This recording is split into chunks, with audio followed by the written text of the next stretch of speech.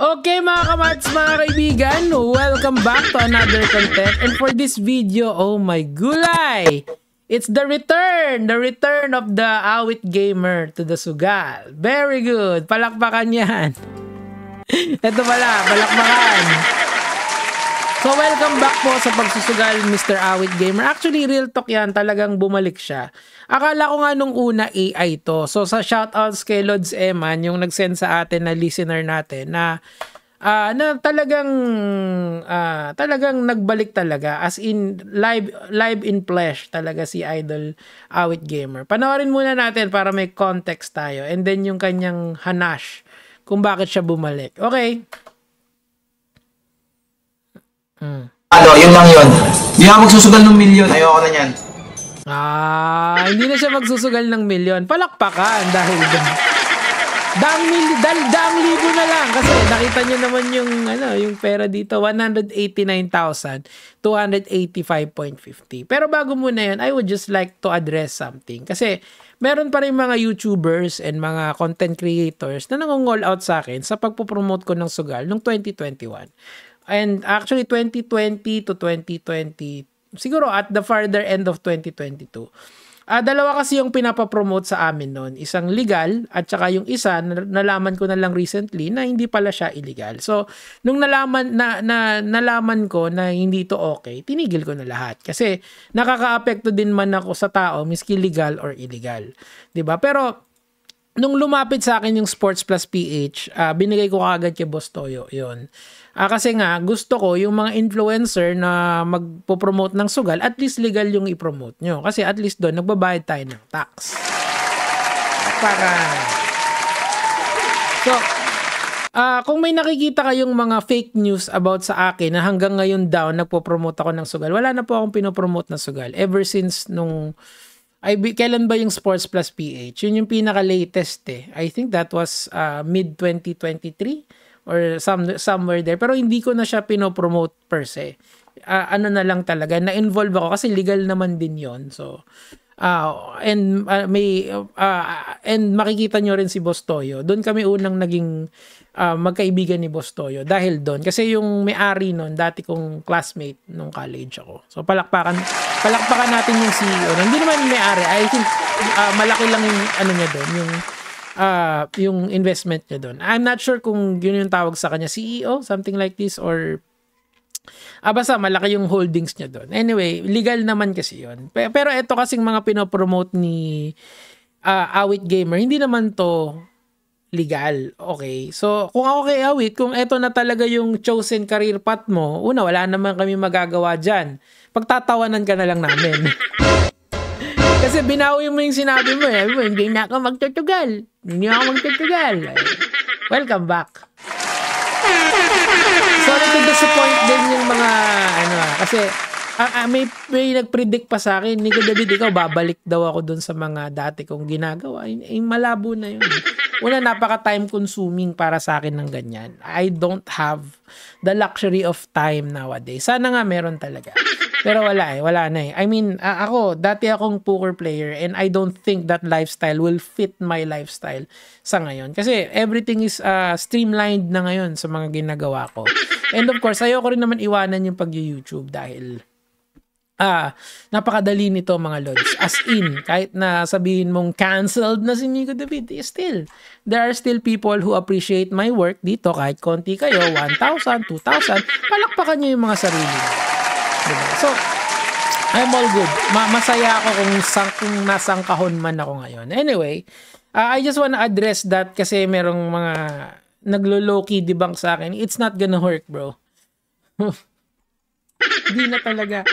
Kamusta yung my day mo? Anyway, tuloy na natin tong si Awit Gamer. Okay. Tingnan mo yung mga comments. Bayad kasi yan, kaya nagsugal ulit. Tama, Make! You're right! Bigyan ng isang palakpak si Make. Mika, bakarat lang tol. Isang bagsak 200K. Hindi, ito kayo. Palakpakan. Hindi na nga daw siya hindi na daw siya magsusugal ng milyon. Hundreds of thousands na lang. So, real talk lang talaga. yung betting pattern na ganito kasi, usually that could lead to millions in the end. At saka tingnan mo naman yung credit niya dito. 189K, di ba? Oh my God! What a pro! Anyway, tuloy natin. Sana mapili mo ako, bili ako ng cellphone ng anak ko pang school. Well, alam nyo, yan yung pinakakawawa na viewer ni Awit eh. Kasi, ano yan eh, umaasa sa kanya na biyayaan niya ng grasya niya. Kasi alam naman natin na nagcha-charity ang si Awit, di ba? Yung poverty pure na tinatawag. So, alam mo yun. Well, ganun talaga. Kanya-kanyang taktika ng kadiliman yan. Ako naman, kay Eman, Lods, Eman yung video mo, kumita yan ng konti Kumbaga, hati na tayo sa kita kasi ganun lang naman kikitain ito eh. Okay na. Anyway, tuloy natin. Violet, nice. Please, paldo daw dito sa link na to eh. Paldo daw dito sa link na to.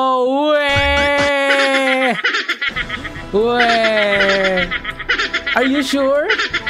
Hindi po totoo yun. Okay. Yung mga link na yan, walang kinalaman yan sa odds ng sugal. As a former poker player, kasi inaral ko yung mga bagay na ganyan. And talagang, ang nananalo dyan is yung house. The house always wins. And if magaling kang poker player, you will win on the average. Pero, you will still lose. Kasi ganun yung mga yan eh. You cannot beat luck. Diba?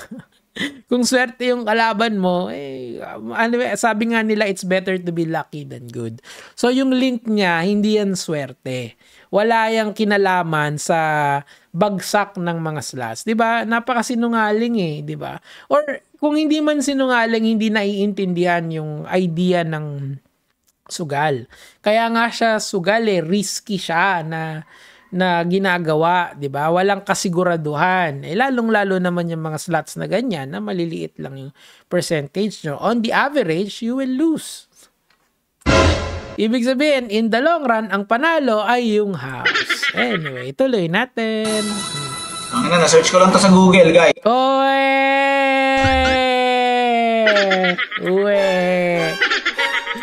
Na-search mo yan sa Google? Slotsmania 98, tapos may link ka na? Nakada-click dun sa link mo, tapos nag-register sa'yo, may kita ka.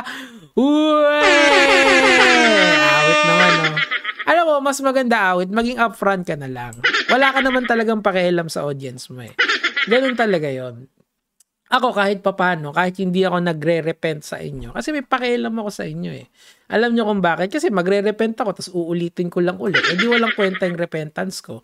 Yung repentance mo, awit, walang kwenta yon, tol. Okay lang yon. Kasi buhay mo yan eh. Wala naman kaming pakialam sa buhay mo eh. Ako, may pakialam ako kasi kumikita ako pagka kino-content kita. Ganun lang kasi. I don't give a fuck sa ginagawa mo, awit. Pero, may pakialam lang ako pag kumikita ako. And in turn, yung mga nakikinig sa akin, umiiwas sa'yo. Yun ang panalo ko talaga. Double. Double jackpot. Di ba? Pag umiwas sila sa sugal, di panalo na ako. Pagka umiwas sila sa content mo, di panalo na naman ako. Kung ayaw nila man, di dislike nila yung video, murahin nila ako sa comment section. All good. I-search nyo, Bibet. O kaya kung ayaw nyo mag-search, nasa pin comment yung link kung gusto nyo. Ayan ang tinatawag na call to arms na tinatawag. Call to action pala. Sa aming mga YouTubers kasi, kanyari, merong sinabi namin sa inyo, hit the like button and subscribe to the channel. Yun, call to action ang tawag doon. So, ang ginagawa niya ngayon, call to action. Di ba? Ang seamless ng transition. Professional! Palakpakan yan! Napaka-professional ni Awit. I like your style. Tayo natin. Maglaro kayo yung kaya nyo lang ipatalo at kaya... Naputik niya. Paring Emma naman. Ang sarap-sarap ng kwentuhan namin dito. Nalobat ka. Okay lang. Paring Emma. Si paring Emma nalobat. Anong sabi niyo dito?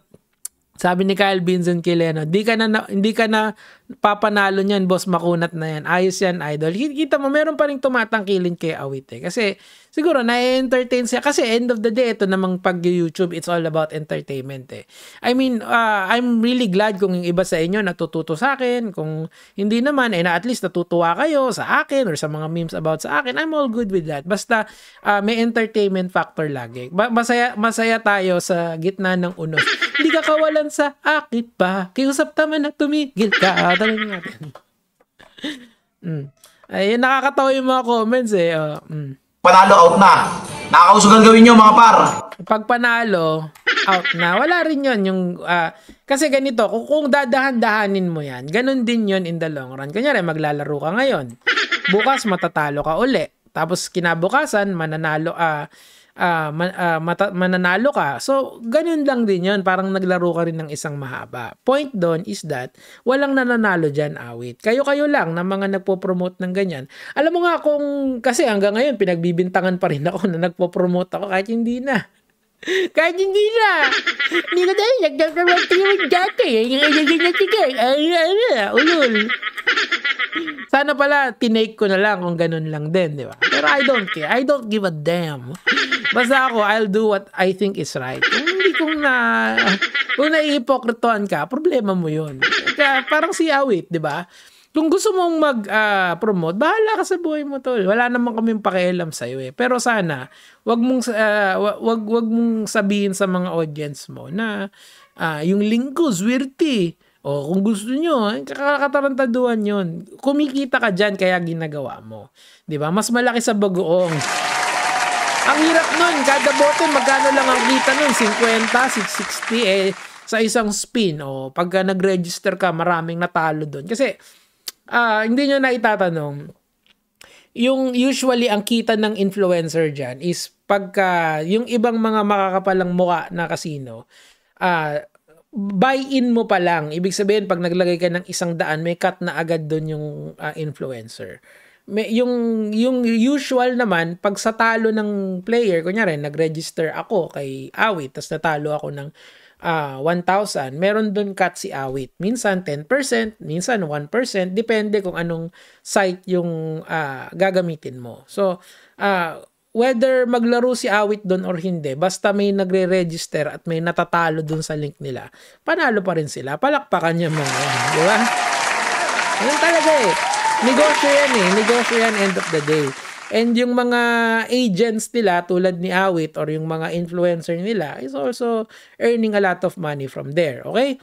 Naiintindihan ko si Awit doon sa gusto niyang gawin. Pero sana Awit, kung talagang yan na yung career path mo, edi doon ka na lang sa legal. At least magbayad ka ng tax para sa gobyerno. Di ba? Kasi walang oversight yan eh, yung mga ganyang illegal na sugal. Pwede mo namang gawin yan basta doon sa legal. Yung slots bin niya, na nakita mo lang sa Google, hindi naman legal yan, tol. Mag-ingat ka din kasi pag matigas ang ulo mo, kakatukin ka ng mga otoridad, di ba? Anyway, tuloy natin. Kung matala sila, tatalasan din natin.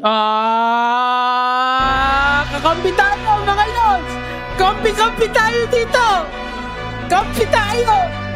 Kampihan! Kampi! Wala pa. Pangit na timing. Kampi tayo rito, pre! Kampi kita! Register down below dahil kakampi kita! Let's get it! Kampihan!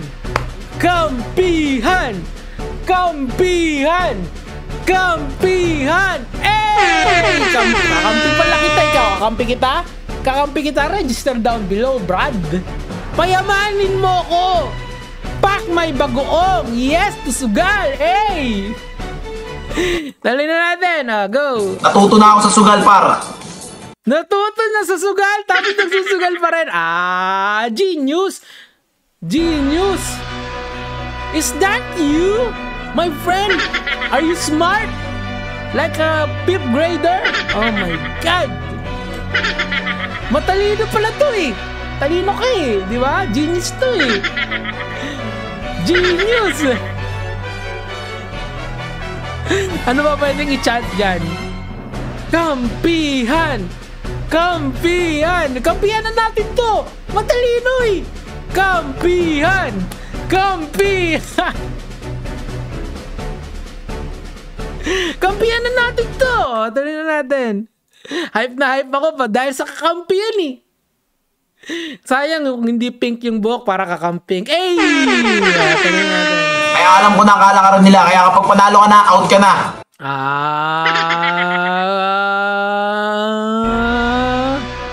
Outatan. Cash. Yun, pwede yun. Pwedeng i-chat yun. Yun naman pala eh. Yun naman pala eh. Pag panalo ka na, out ka na. Pag panalo ka na, huwag ka nang sumugal ng 1,000. Okay na yon. Nanalo ka ng 3 piso, goods. Nanalo ka ng 3 piso, goods. Nanalo ka ng 10 piso, cash out na. Cash outan. Cash outan. Cash outan. Cash outan. Ay, nako. Source of entertainment ko talaga si Awit. Thank you, Awit. Talaga. 1 week bago ka maglaro ulit. 1 weekan. 1 weekend! 1 weekend!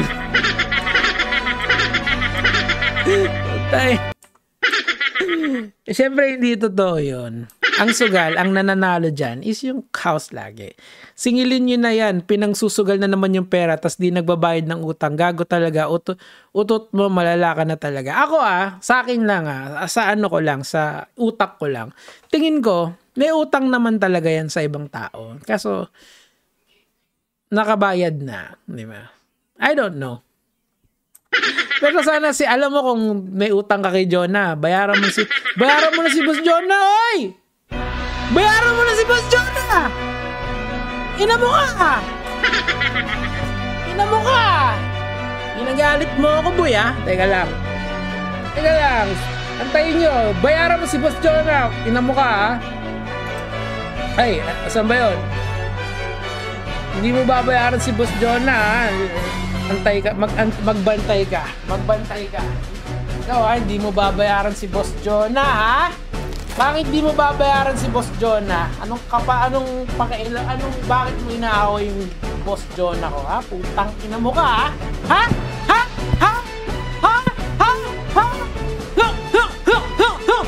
Dempsey roll! Mamaya na lang! Tayo na nyo! Gege mga lods!